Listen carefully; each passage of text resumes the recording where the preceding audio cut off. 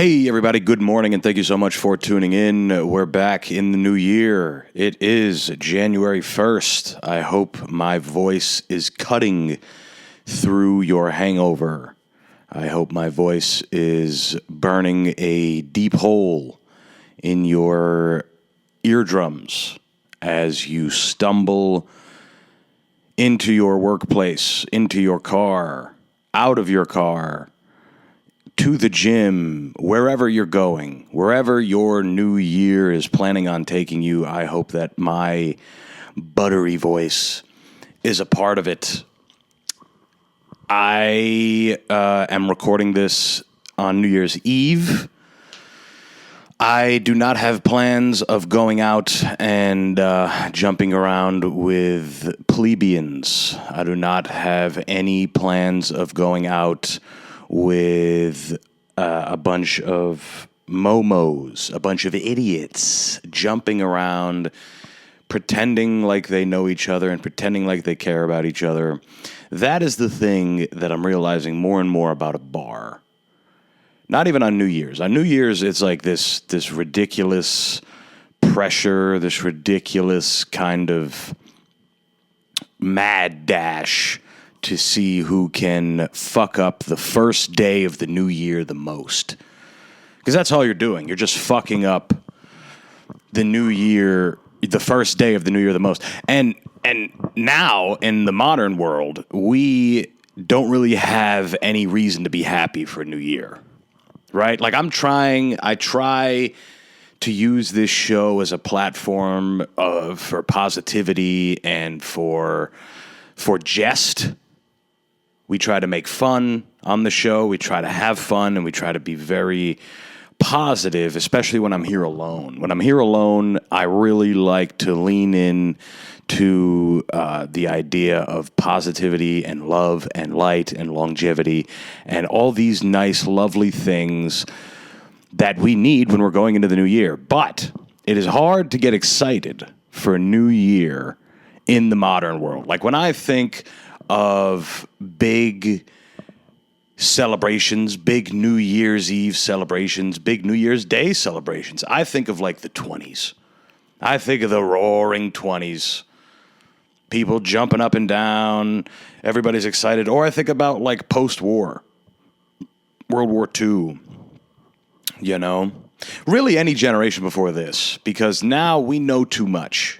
We know far too much. We know that our entire society has been built on pedophilic, terrorizing, warmongering animals, where back in the day, we didn't really know that. We had an idea. We knew that going to Vietnam was bad. We knew that going into Iraq was bad. We knew that these things were bad. We knew that these were not great things, but we didn't know for sure that these guys were in a cabal of pedophilia and sexual assault and the compromising of young children. We didn't know that.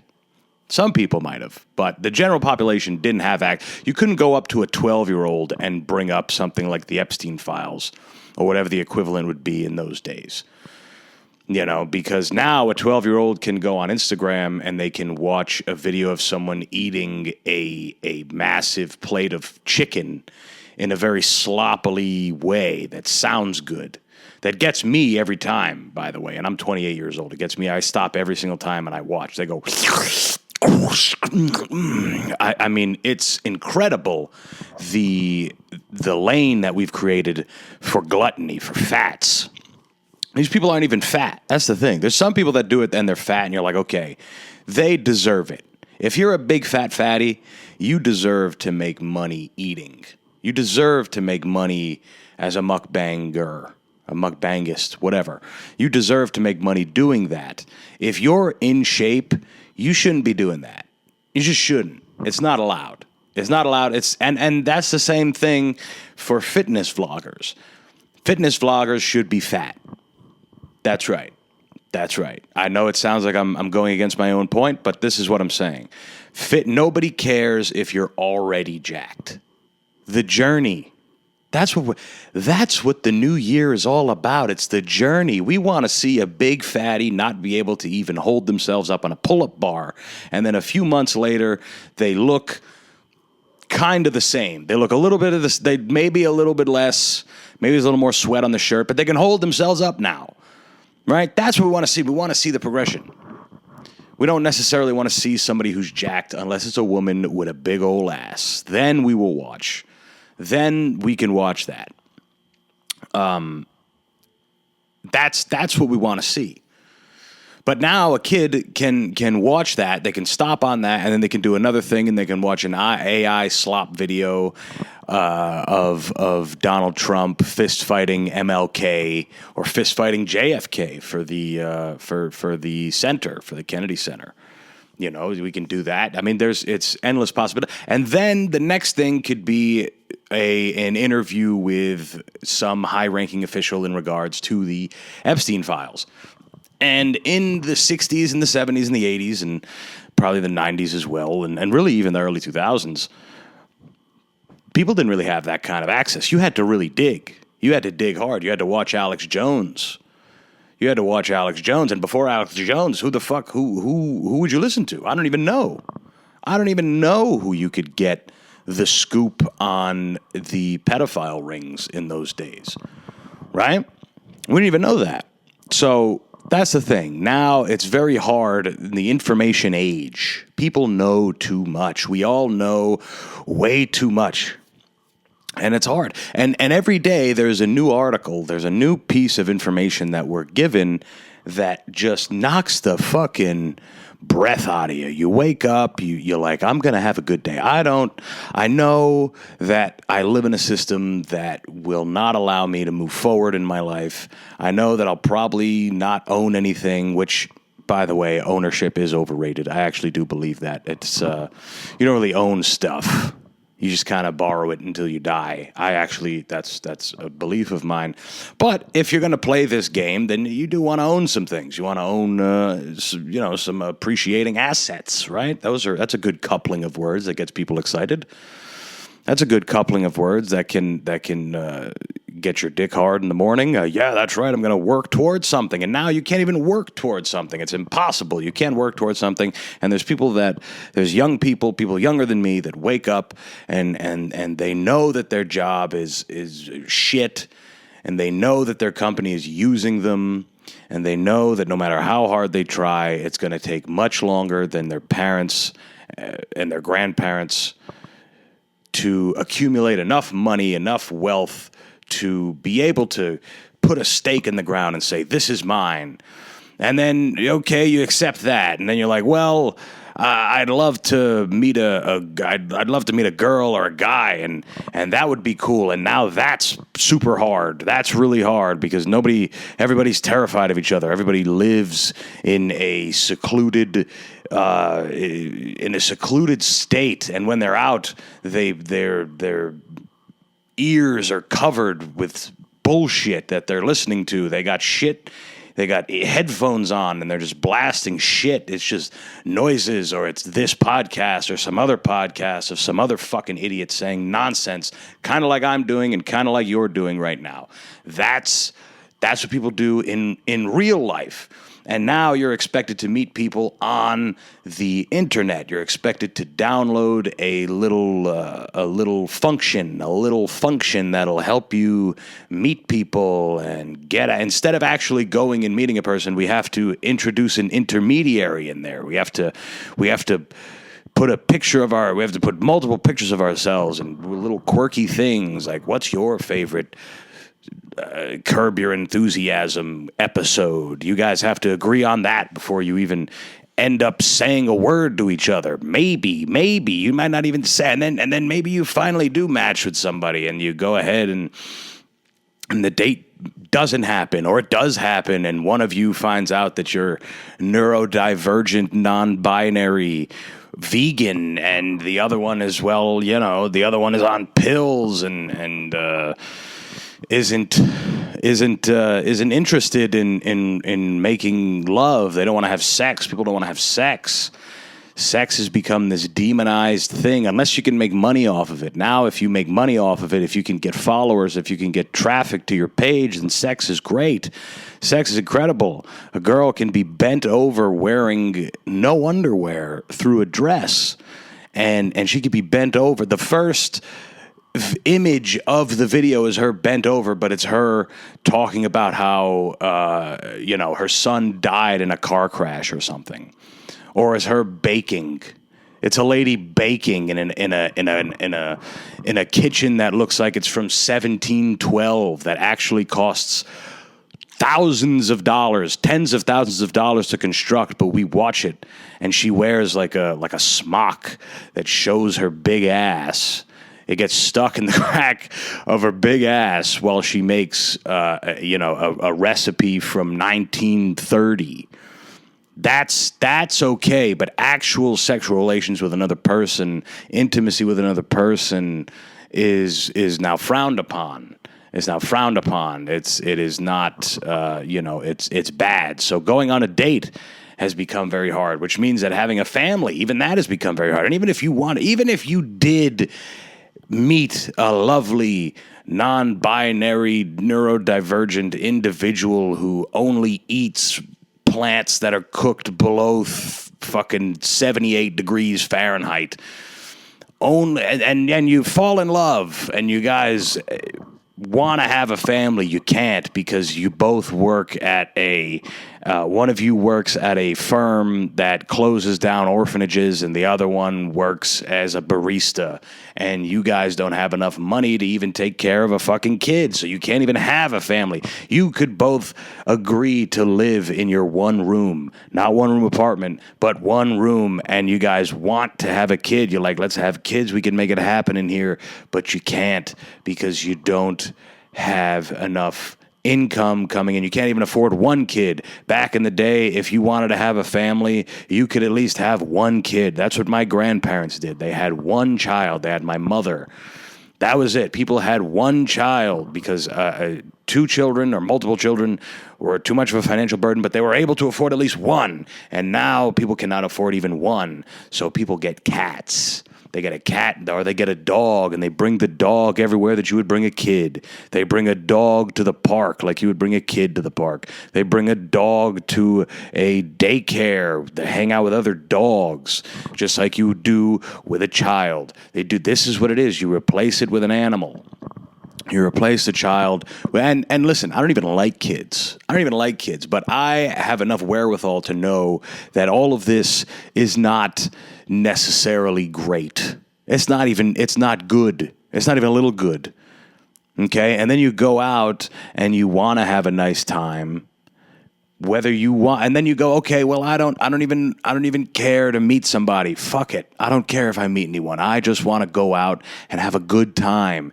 And you can't because every place is devoid of a good time. You go to a club, you go to a bar, there's nobody dancing, there's nobody singing, there's nobody laughing, there's none of that shit. It's pockets of people just kind of wallowing. People want to talk about politics, or they want to talk about nothing. They want to talk about their job, or they want to talk about, whatever, but they don't want to talk to other people. The only time you meet other people is when you go to a bar with old people in it.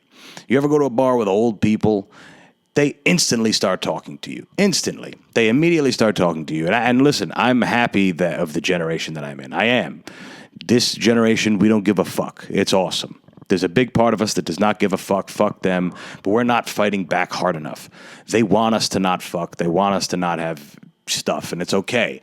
Some of us don't want stuff. I don't care about stuff. Our generation kind of doesn't care about stuff, which is good.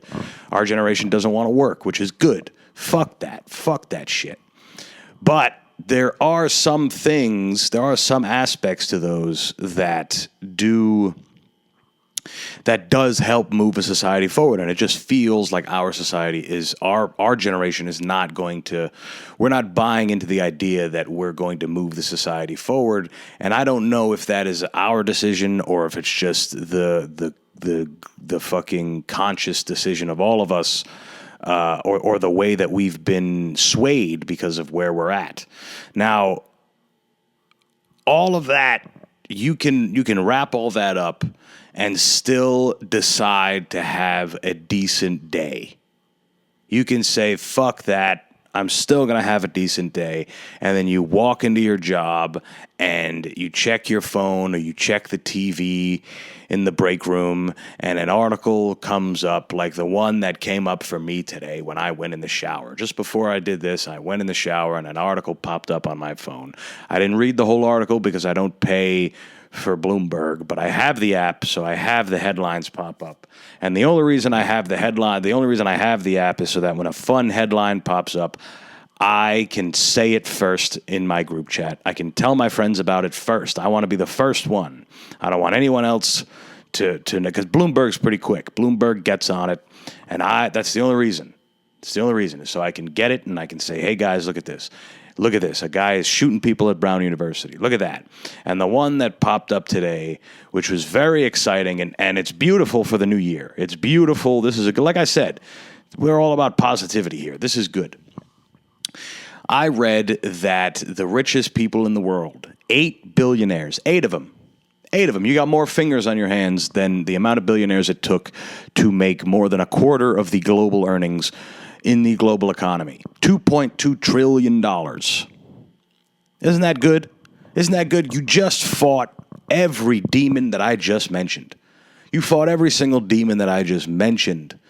The jobs suck. You can't save any money. You're not going to buy a home. You're not going to own anything. You can't get a girlfriend or a boyfriend. You can't start a family. You even if you want to go out, you can't do that because it's expensive. And then you get hit with something like that. $2.2 trillion by 8 people. That's what happened. That's what they earned. That's what they did. And I want to say one of them is the President of the United States. Again, I didn't read the whole article, but the pictures, I like pictures. The pictures, one of them was Donald Trump. The other one was Elon Musk. And then the other 2 were I don't know who they were, some other fucking lizard demons. So that's what it is, guys. That's why it's hard. It's hard. It's hard to feel good about the new year. It's tough. How are you going to feel good about the new year when shit like that goes on? But despite all that, you do have to, you got to try to move forward. You got to keep chugging. Just keep going. Just keep swimming. But I hope you guys had a good. I hope you guys had a fun New Year's Eve. My plan for New Year's Eve is to drink a bottle of Jack Daniels and eat Chinese food. That's the plan, and hopefully that's what I do. Again, I haven't. We don't know yet, but that's what the plan is. The plan is to pound whiskey, pound some Kentucky bourbon, and eat Chinese food. Chinese food is supposed to be good luck. You're supposed to eat Chinese food. I wonder who started that fucking trend. It had to have been some kind of marketing fucking thing. Like Benet. What's his name? Edward Benet. I'm probably fucking that up too. But some big wig Chinese guy was like, hey, let's try to get some sales here.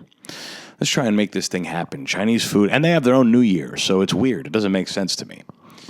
It doesn't make much sense to me, but nonetheless, I hope you guys had a good one. I am over going out and just jumping around. Oh, the whole point I digress very hard. Is the older I get, the more I realize when you go to a bar, it's just the people you talk to are great. They're great for the time being. But you guys, you got to understand that they're not friends. You're not friends. You will not be friends that night. Maybe if you guys stay in touch, which doesn't happen. I've never met, unless it was a woman, I've never met a person at a bar.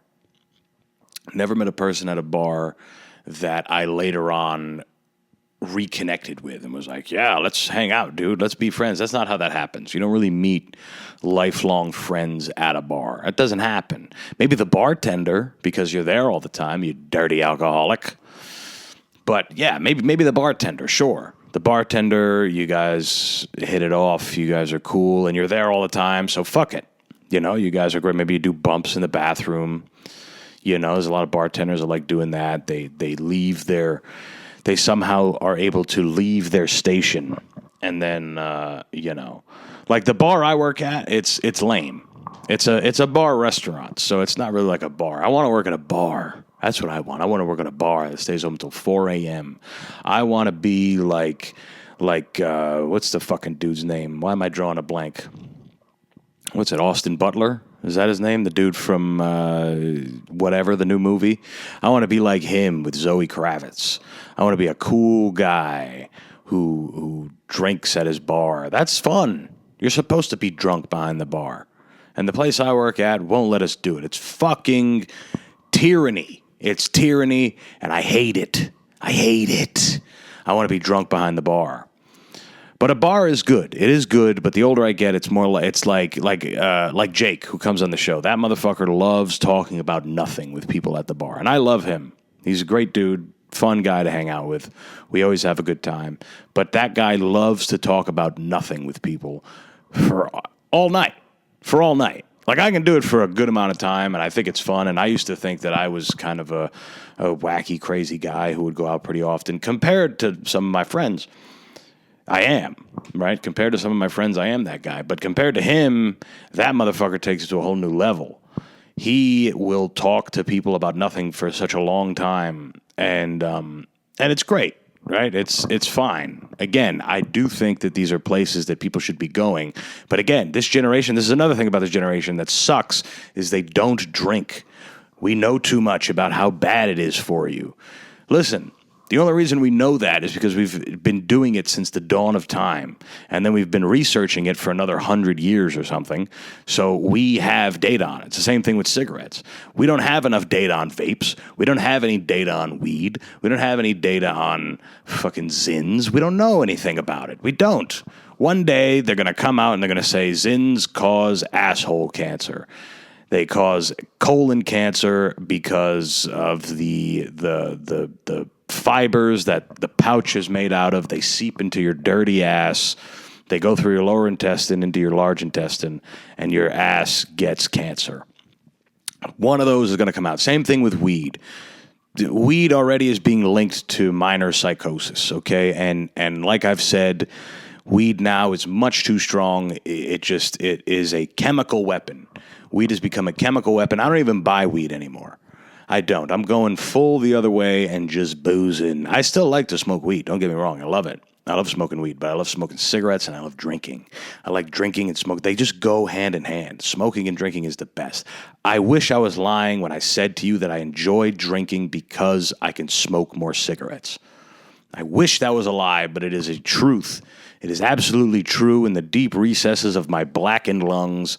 I enjoy it. I enjoy it. It's fantastic. It is an incredible mix. I love smoking and drinking. It's awesome. And I love smoking weed too, but I just don't buy it. I haven't bought any weed in a while. I do think that being high constantly is not great. It's not. As much as I used to do it, as much as I used to love it, I do think that being high all the time, I mean, I'm 28 years old. I still jerk off to my middle school history teacher. I still jerk off to my sophomore English teacher. Like, you know what I'm saying? Like, I'm still a boy, and I probably will be until I die. I'm still a child. But the weed thing of constantly being stoned, it's played out. I like to have a little bit of weed. I like to smoke a little bit of weed. You know, it is nice, but I do prefer more of a booze diet, which is why I do want to get the Jack Daniels today. Jack Daniels is one of those names, one of those things, one of those products that is just synonymous with psychosis. You know? But I don't even remember what the fuck I was talking about. Yeah, a house party's nice. A house party for New Year's, but the going out is ridiculous, especially in New York. You go to a fucking bar any night of the week, and it can be mayhem. The odds of it and tonight, it's just going to be ridiculous. It's going to be ridiculous. And the ball ceremony, the ball dropping ceremony, obviously the New Year's Eve thing hasn't happened yet. I know we're going to see Bert Kreischer with his fucking tits out, him and Jelly Roll doing, hopefully fucking. I hope they fuck. I hope that's what happens on New Year's Eve. Before the ball drops, fucking those last 10 seconds, the last minute actually, where it goes tick, tick, tick, that sound, instead of tick, tick, it's this. And it's fucking Jelly Roll bending Bert Kreischer's fat fucking ass over, and he's fucking him. He's fucking him to the beat, and then he ejaculates once the ball drops. Yeah, Jelly Roll. He jellies all over that fat fucking pig's back. I hope that happens. I hope that's the real thing. And Dick Van Dyke comes out 100 years old. He's the one who's still alive, I think. He's 100 fucking years old. I hope he comes out and he fucking shoots himself in his head in front of everybody. He says, "This is enough. I've lived far too long. I've made far too much money as a nothing for a long time." I mean, for a while he was an entertainer, but now, I mean, come on. You're 100 years old. I hope he comes out and shoots himself. I hope Steve Harvey comes out and takes a fucking cyanide pill, looks at everybody, looks at everyone like he does on Family Feud when an old white lady says ass, when an old white lady says penis, and he looks at everybody he raises his eyebrows, and then he pops a cyanide pill and looks at everyone. Just looks around at everybody and then slowly drifts off. His eyes close and his face droops. And poof, and he falls over. I hope that happens. I hope the cast of the fucking Today Show lights themselves on fire. That would be awesome. They light themselves. Who's even performing? I want to know who's performing tonight. Let me. Again, I know this is kind of actually no, fuck that, because that's stupid. That's a dumb thing. I'm kind of just talking nonsense. Because we're already going to know by the time this episode comes out, you guys are going to know who did it. But I'm just fantasizing. I'm letting the theater of the mind run wild. That's what I'm doing. But again, positive. We want to go into 2026 with positive vibes, positive goals, positivity. You want to be positive. You want to move forward. That is the prime reason that you are alive, is to move forward, progress. If you're not progressing, you're a fucking loser piece of shit. And don't you fucking forget that, you goddamn loser. Don't you forget that. Don't you forget that if you're not moving forward constantly every single day, if you're not better than yourself than you were yesterday, then you are a loser. You're a loser and you don't deserve anything.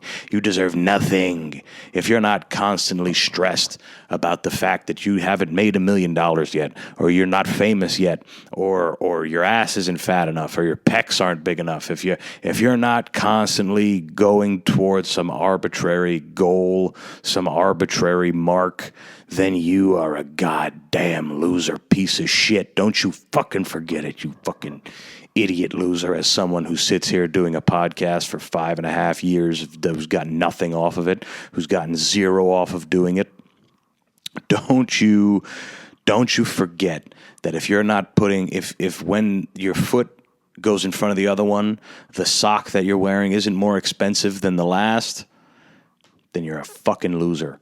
You're a loser, and don't you forget that. Now, I just want to take a break from all the New Year's stuff. You guys get what I'm saying here. You got to be positive. You got to be good. You got to be nice. And I did get some positive information, and this is going to be a short one because it's just me, and I really don't feel like doing it. I just wanted to put something out there for you guys. Remember when I used to do remember when I used to have a list of goals that I would go over every quarter? And then the new year was like a big one. Remember when I used to do that shit? Man, I would hit most of those goals, and you know what happened to my life? Nothing. The quality of my life, nothing changed. Isn't that funny? That's funny. I would put like 10 goals on there, and I would hit maybe 7, 6. That's pretty good. 7.5, something like that. Nothing changed. My life didn't change. Things actually got worse. My girlfriend broke up with me. I moved to a shit town. I had a shit job. I hurt my back. I got COVID all in the same month. It was all, all that stuff. It's yeah. So make goals. Make your goals. Put them on a post-it note and look at them every day. Look at them and go after them, baby. Like Jim Carrey. You can be Jim Carrey, man. Go ahead and do it just like he did. Do it just like he did. Disregard all the horror that you see every day, all the horror that you can just turn your phone on and say, oh, wow, soon we're going to be in Venezuela. Don't forget that. Don't forget that part. I'm not fear-mongering here. That's just true. I mean, soon we're going to be in there. We're going to be waving our way in. I mean, we bombed Nigeria for no reason as well. We bomb Nigeria under the guise of religion. We want to hide behind the fact that they're killing Christians, like we haven't been killing Muslims for as long as I've been alive. And before that, for fucking 30 or 40 years, we've been killing Muslim people. Nobody's tried to bomb us except for Muslims, Rightfully so, by the way. And now we're boys with the Saudis. It's almost like it was all made up. It's almost like we just helped each other out anyway. So positive. You want to be positive. You got to be positive for the new year. Positive for the new year. So what happened to me this week?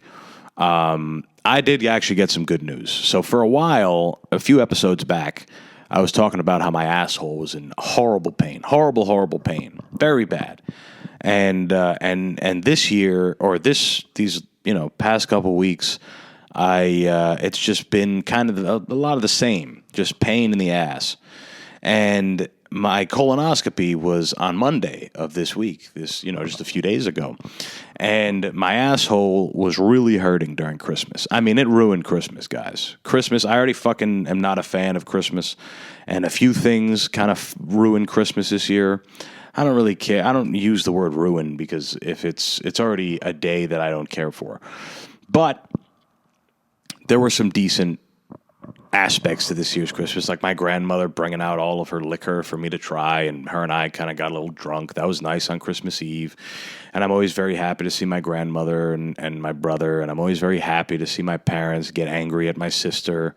Always very excited for that, but I'm not going to air any of that out. That's fine. But there were some good things. But my asshole was just in searing fucking pain, guys. I mean horrible. It was like on fire.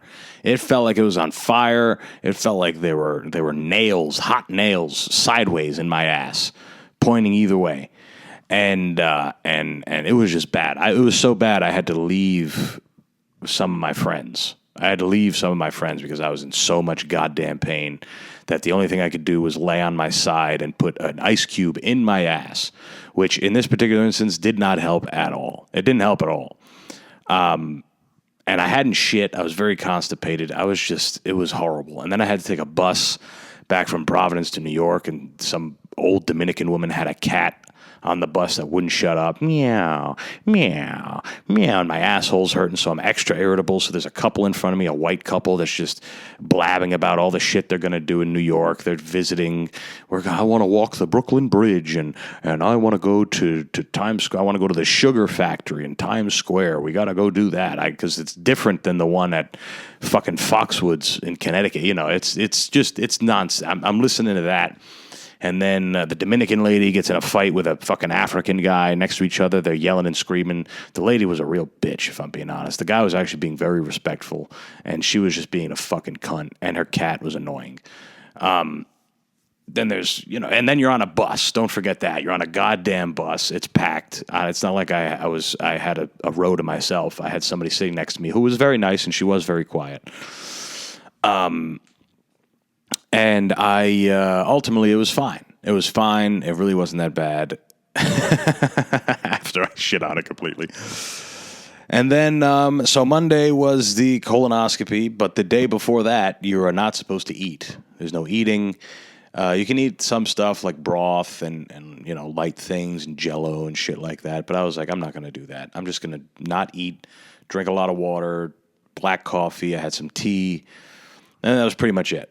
And then on Sunday, you got to drink a gallon of this disgusting lemon-flavored laxative shit. It is gross. It is absolutely disgusting. And you got to drink a gallon of it. You got to drink like 8 ounces of it every 10 minutes. So I'm just pounding this shit. It's gross. I'm sitting in here waiting for my girlfriend to come over, which is, that's tough. That's tough because you know she's going to want to hang out and be sweet. But I'm shitting, literally shitting, pissing out of my ass, not even shitting. But I shat for about 6 hours. 6 hours. Every time I like felt like I had to fart, I had to shit.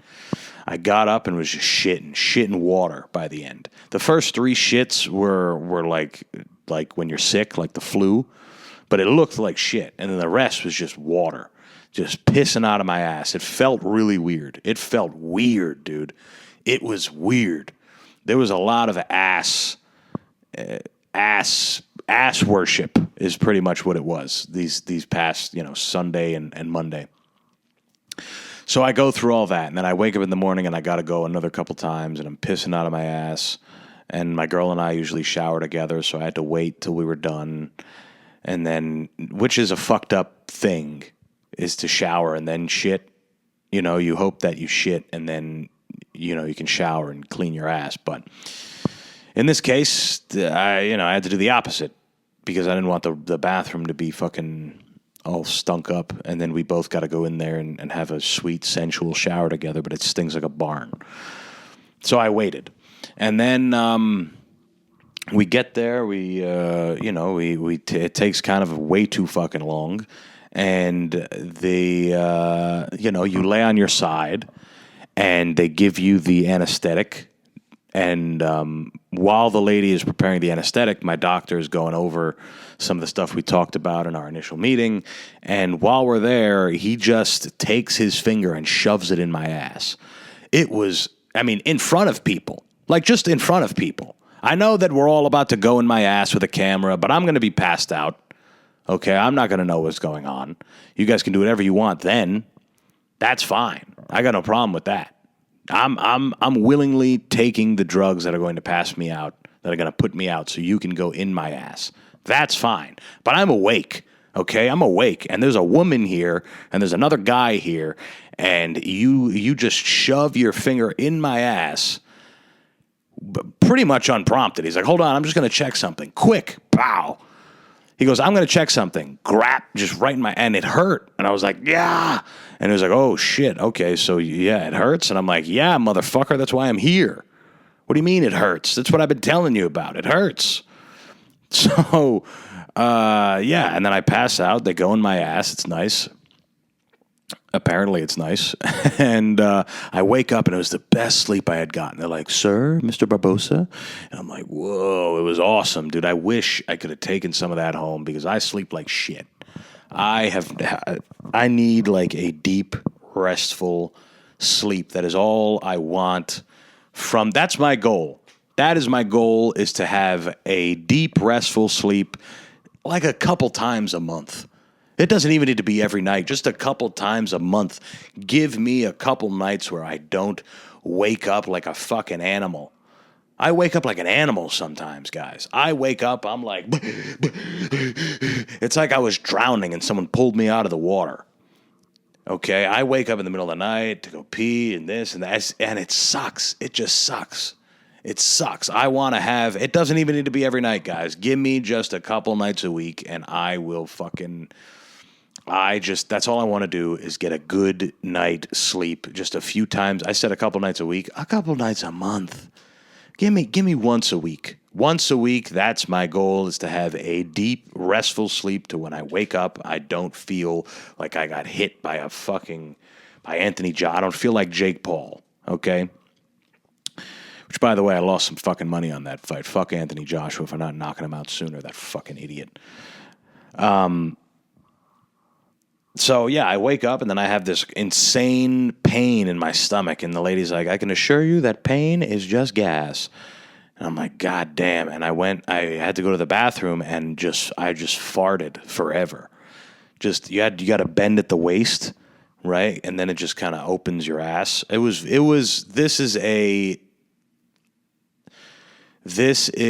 treatment, a colonoscopy, the whole fucking thing is a bit from the 5th grade. It is a bit that I was doing with my friends in the 5th grade, bending over and farting, like just saying those words. You don't even need to actually do the act. And now I'm doing the act. I got people putting fingers in my ass. And the verdict was that I have a fissure, which is a cut in your asshole. Okay, it is a cut in your asshole. I literally shit so hard that there is a slice in my colon. And it was a big one. He even showed it to me. I was like, God, I got the pictures over there. I'm going to post them on Instagram. They were just, I mean, it is a big thing. It is a cut. So what he said was that he prescribed me some fucking asshole lotion that I have to, now I literally have to dig in my ass, twin. I got to go in my ass with this stuff. They're actually delivering it to me. I got Indian people delivering me ass cream, bro. We different. So that's going to get delivered on Friday, and I'm going to be, rubbing it in my ass. And if that doesn't work, then I might need surgery. That's how big it is. That's how much I was shitting and just hard shits that would just, it would make me cry. I would be scared to go to the bathroom. I would be terrified to go to the fucking bathroom because it hurt. And I knew that it would ruin my day. And sometimes it felt like it kept my asshole open. Like, when you watch like a porn and a Bella Danger's asshole is like that. It's like it's like the fucking size of a quarter. It's probably because she got fucked in the ass and it hadn't gone back. That's what my asshole would feel like after I'd shit. Some days. But now I'm taking Muralax and it's helping me go to the bathroom a little bit. Today I had a pretty good bowel movement. I was scared, but it went, it was smooth. It was smooth, guys. It was a lot of, I apologize for all the shit talking in this episode, but it's my life. It's my life. That's life. That's what all the people say.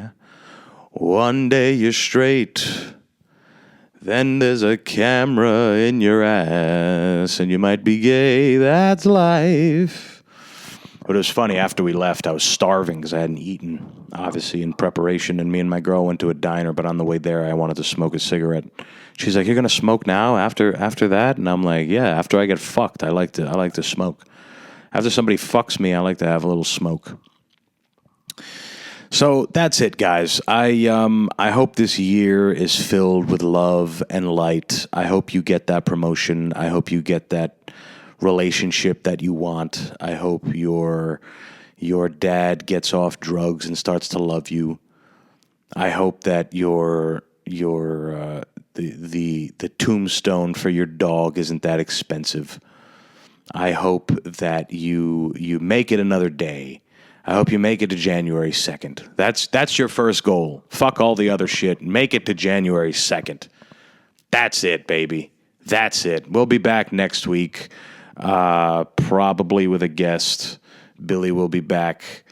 We also have some fun stuff coming out. Also, maybe next week. We got some skits we're going to be working on this Sunday coming. We're going to be filming some good quality shit, some stuff I wrote, and Billy's going to help us put it together. So, and there's going to be some familiar faces, people that have been on the podcast that are going to be in the skits. So that's it, guys. Happy fucking New Year. And remember, positivity.